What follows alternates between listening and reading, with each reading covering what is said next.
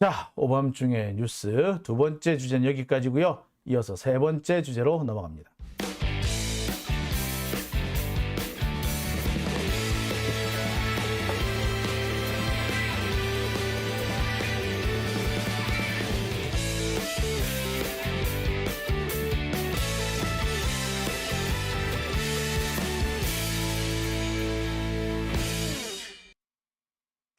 네, 오밤중의 뉴스 함께하고 계신 지금 시각 12시 39분을 지나고 있습니다. 자, 속 터지네요. 아자님 말씀하셨고요. 스나이퍼 포 저스티스님, 김영배 아웃이라고 하셨고요. 아베마리아님 넵이라고 하셨습니다. 공천 못 받게 해달라 말씀, 네, 거기에 답하신 걸로 알겠습니다. 버디버디님, 법무부 국감은 쇼였네요. 예, 쇼였죠. 쇼였어요. JS님, 성북구입니다. 수박인 줄 벌써 알았어요. 라고 하셨고요. 소정님, 내일 이재명 대표님의 대장동 관련 재판 4차 출석일이다라고 말씀하시면서 오전 10시까지 서울중앙지법 정곡빌딩 앞에 집결해 달라라고 요청을 하시네요. 예. 내일도 이렇게 그 행사 시민들이 좀 모일 것 같으니까요. 함께 좀 모여 주시기 바랍니다. 자, 오밤중의 뉴스 세 번째 주제로 넘어가겠습니다. 자, 제가 준비한 세 번째 주제는요. 윤석열발 경기 침체 여파 2030 권고 사직 급증입니다. 자, 제가 앞서서 잠시 설명을 드렸습니다만 요즘 2030 MZ 세대들이 직장에서 쫓겨나고 있다고 합니다. 그나마 공대생들은 어째 버티는 것 같은데 문과생들은 상당수가 직장을 잃었다고 해요. 재밌는 거는요. 이런 상황을 맞이하는 2030 세대들이 브이로그를 찍는답니다. 자기가 권고 사직을 오늘 당하러 갈 것 같은데 오늘까지 사직서를 내야 되는데 오늘 사직서 내러 갑니다. 라고 하면서 브이로그를 찍는 거예요. 참 슬픈 일이죠. 가슴 아픈 일입니다. 어떻게 보자면 남한테 알리고 싶지 않은 그런 상처가 되는 얘기인데 그걸 브이로그에 남긴다. 나름 그 2030 세대들로서 할 수 있는 일종의 소극적인 저항이 아닐까라는 생각도 좀 해봐요. 저항은 하고 싶은데 맞서 싸울 수 있는 용기는 없고, 그러니 할 수 있는 거라고는 브이로그라도 찍어서 알린다. 이런 거 아닐까 하는 생각도 듭니다. 안타깝기도 하고요. 슬프기도 하고요. 또 한편으로는 그래 우리가 뭐라고 그랬니? 그렇게 참 야단을 치고 싶은 마음도 생깁니다.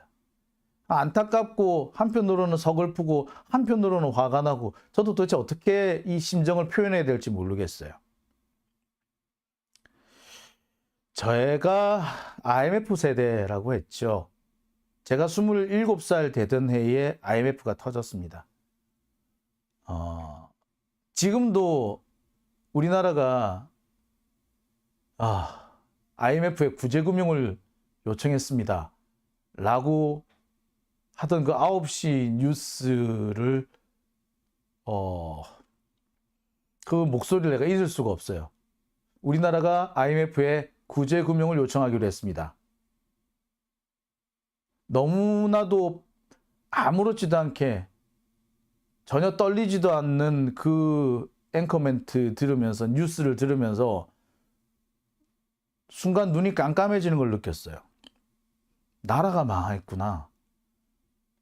기업이 부도가 나는 줄 알았더니, 가게가 파산하는 줄 알았더니 나라가 파산하고 나라도 부도가 나는구나.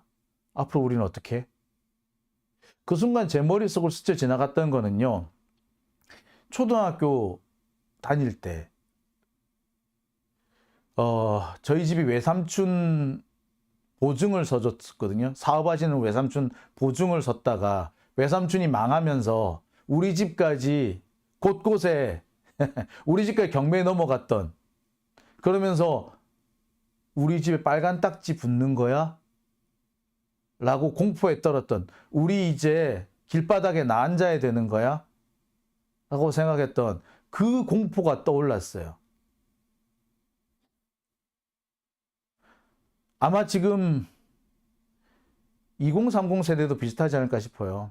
IMF가 터지고 난 다음에 제일 먼저 있었던 게 뭔지 아십니까? 예. 입사한 지 2, 3년 이하의 젊은 친구들이 다 잘립니다. 신입사원들 다 잘려요. 그 이상이 돼가지고 대리급이 되면 어느 정도 생산성이 있잖아. 그러니까 대리급들은 웬만하면 살지. 근데 대리급들 중에서도 뭐 광고니, 마케팅이니, 뭐 이런 거 하는 영업부서나 개발 생산부서가 아닌 그 외의 부서들은 다 또 잘려나가. 와장창 잘려나갔어요. 지금이 딱 그 상황인 거죠. 제가 엊그저께 우리나라가 지금 현재 경제 위기 상황이다. 엄청난 경제 위기 상황이고, 지금 이 경제 위기는 IMF하고는 비교가 안 될 정도로 급이 다른 그런 경제 위기라고 제가 말씀을 드렸죠. 그 시그널이 지금 여기서 나오고 있는 겁니다. 우리는 그때 저항을 어떻게 했는지 제가 기억이 잘 안 나요. 근데 지금 2030 세대는 이걸 브이로그로 풀고 있답니다. 나도 당했다. MZ세대 권고사직 브이로그 쏟아지는 이유.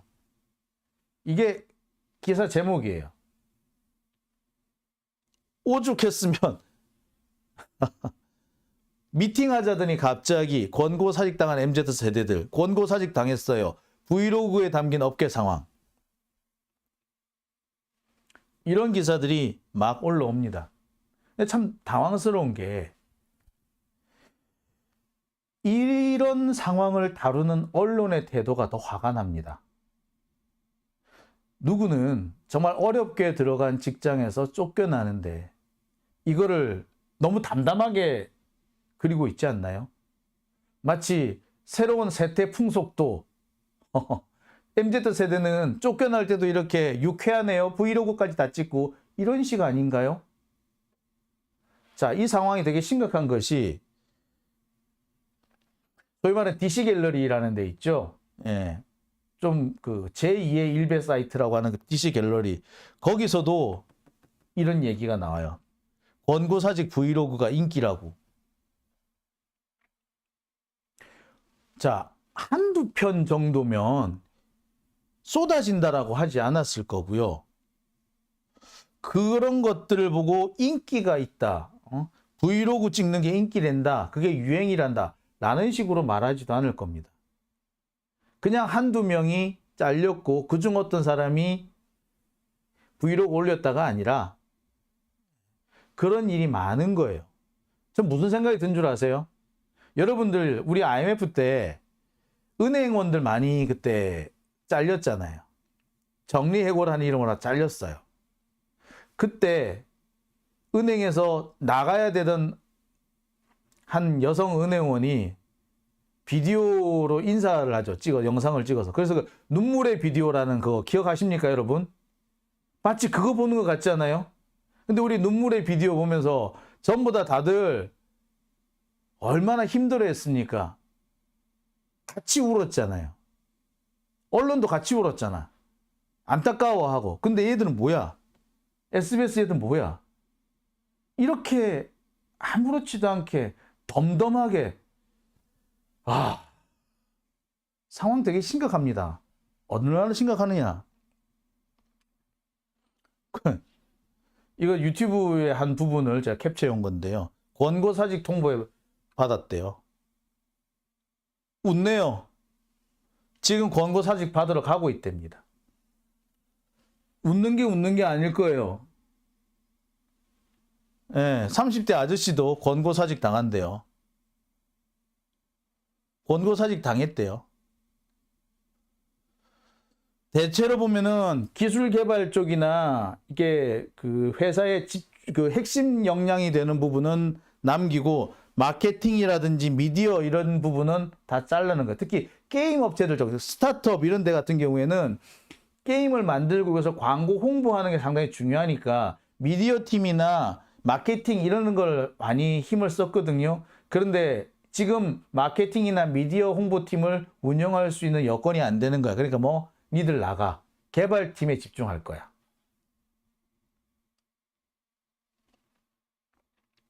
심지어 팀 하나가 다 날아가는 그런 상황까지도 생긴다. 사태가 심각하죠. 이건 뭘 말하느냐?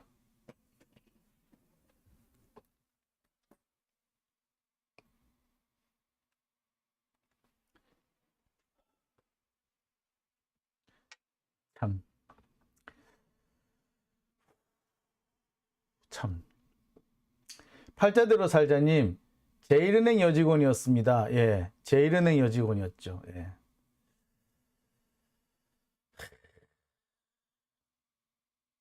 이거 뭐라고 말을 못하겠네, 진짜 이거.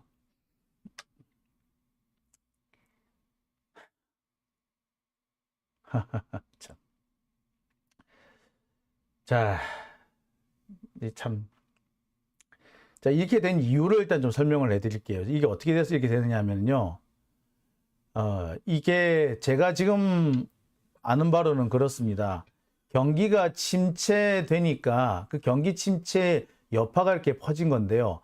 일단 경기 침체가 되니까 매출이 부진해지고 매출이 부진해지니까 수익이 악화되는 겁니다.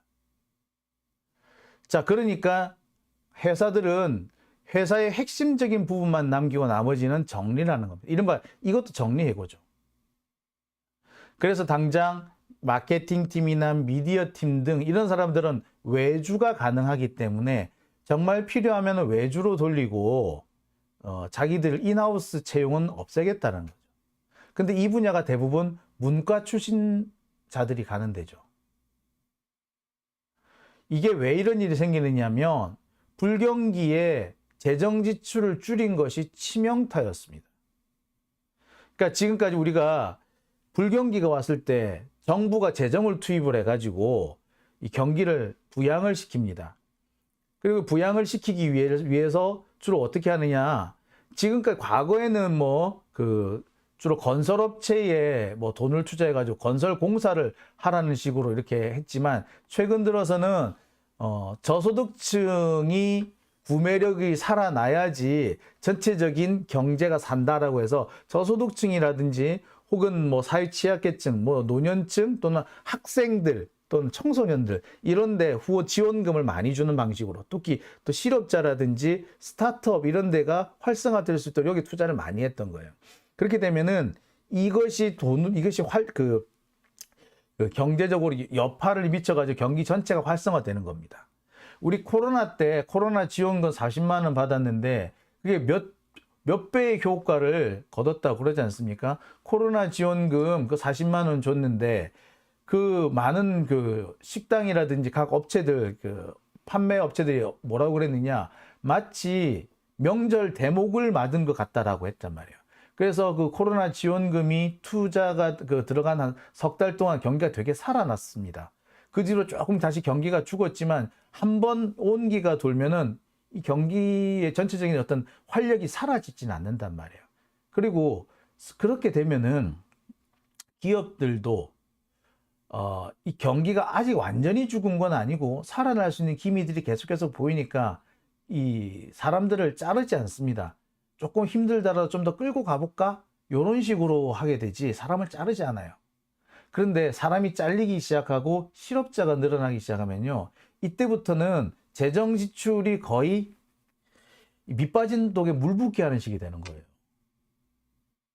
그래서 그런 것들을 막기 위해서 사전에 선제적으로 재정 대책한 거였는데 윤석열 정부 들어와가지고 그 선제적인 재정 대응, 재정 지출, 선제적인 어떤 재정 투자 이런 걸 안 한 거 시작한 거 아니야.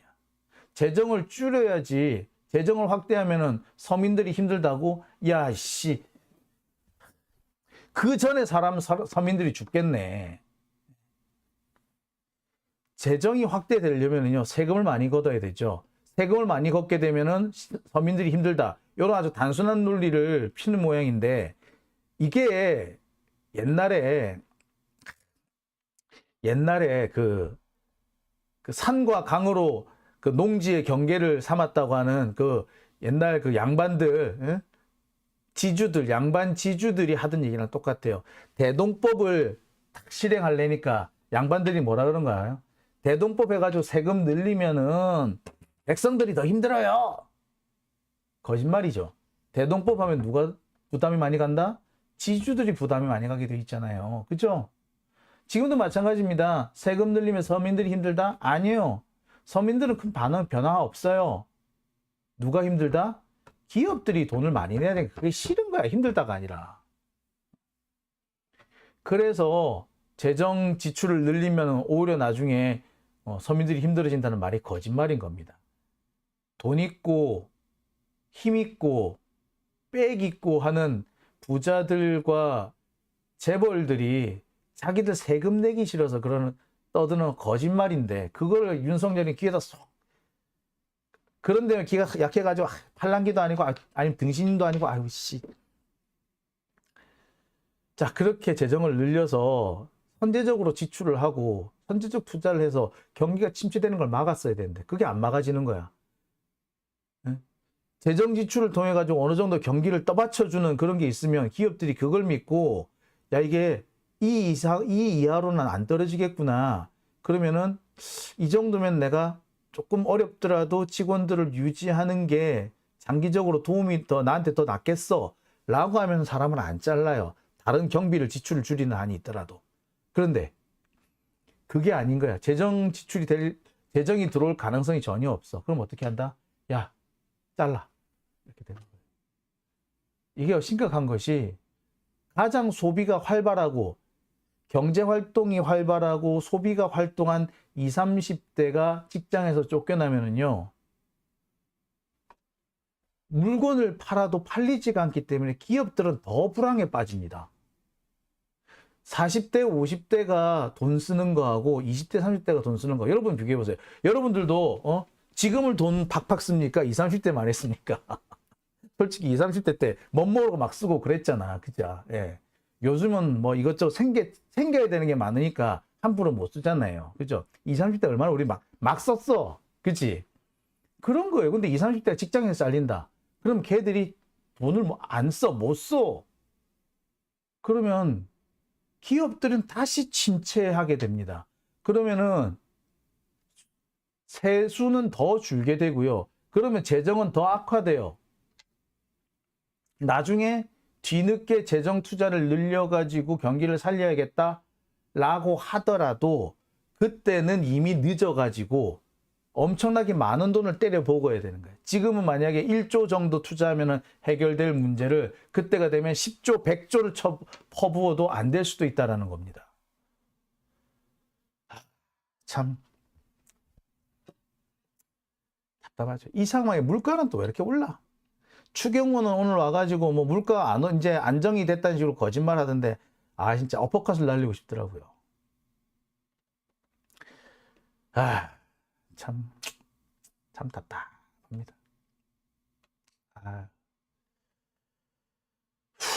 참 이게 대기업 재벌들이 자신들만 생각하기 때문에 그래요. 자신들의 눈앞의 이익, 자신들만 생각하는 게 아니라 눈앞의 이익이 아니라 좀 멀리 보면 지금 세금 한 푼 더 내는 것이 오히려 나한테 이득이다라는 생각을 못 하는 거죠.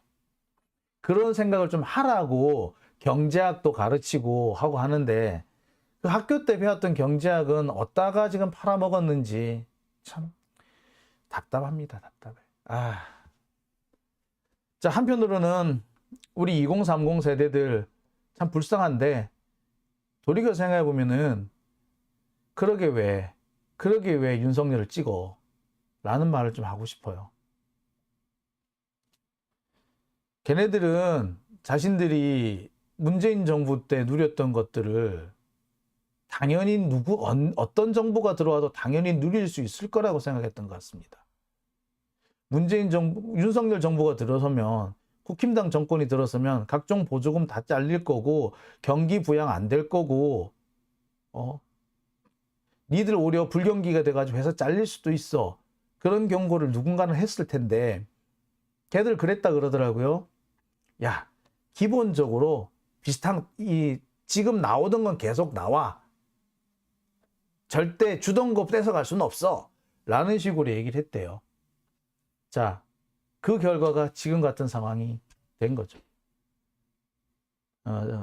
당연히 누리는 게 아니고 어떤 정권이 들어와도 니들한테 다 니들 쓸 돈 니들한테 혜택 같은 거 챙겨주는 게 아니고 챙겨줄 마음이 있는 자들만 챙겨주는 거라고.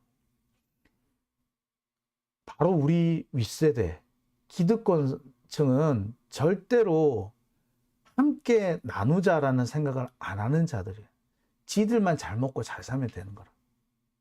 땅값이 강남에만 올라야 되는데 강남 외에 다른 데 오르는 건 싫고 강남 외에 다른 데 오르더라도 지들이 가서 산 데만 올라야지 지들이 안 산 데 가서 오르면 안 되는 게 그게 지금의 기득권층이란 말이에요.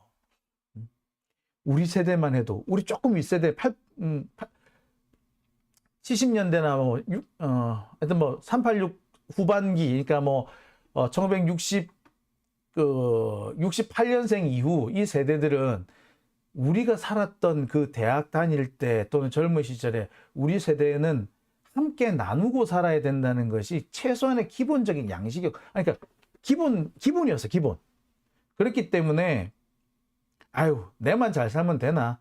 내가 이쯤 가졌으면은 쟤들도 이만큼은 가져야 되겠지? 라고 한쪽 구석이라도 뚝 떼서 줄 아는데 우리 윗세대는 지금 기득권 세대는 그런 거 할 줄 모르는 세대들이야. 지들만 잘 먹고 잘 사는 세대들이야. 왜? 그 사람들은 전쟁 세대란 말이에요. 내가 지금 한쪽을 떼서 주면은 내가 나중에 굶을 수도 있다는 생각 때문에 절대 요만큼도 양보 안 하는 사람들이라고. 70년대 이때생들은 그나마 조금 여유가 돌기 시작했기 때문에 내가 요만큼 가졌으면 좀 줄 알아야지. 이런 생각을 할 줄 모르는 그런 세대가 지금 기득권 세대들이란 말이에요. 근데 걔네들한테 속아가지고 그런 면을 보면은 참 그래 거 봐라 이놈들아 말 좀 듣지 이놈들아 라고 하고 싶다가도 한편으로는 좀 불쌍하고 안쓰럽고 그렇습니다. 루띠아님, 젊은 애들은 구조조정하면 중장년층 날라가고 그 자리를 자기들이 앉을 거라고 생각했겠죠. 그런 경우도 있습니다. 자기들이 생산성이 더 좋다고 생각하는 거지. 내가 더 생산성이 좋기 때문에 40, 50대는 나가, 나는 남을 거야. 이렇게 생각했던 거죠. 근데 큰 착각이 있죠. 누군가를 자르는 거 있잖아. 그 누가 결정한다? 40, 50대가 결정해요. 그 회사의 오너가 60대, 70대라고 해도 누구를 자를 것인가, 누구를 남길 것인가 결정은 누가 해? 40, 50대가 해. 당장 그래요. 회사에서 인사고과를 누가 냅니까? 40대, 50대가 내잖아. 그러면 누구를 자를까? 인사고과 안 좋은 애부터 자를 거 아니야. 그죠? 에휴, 참, 더 말을 못 하겠네.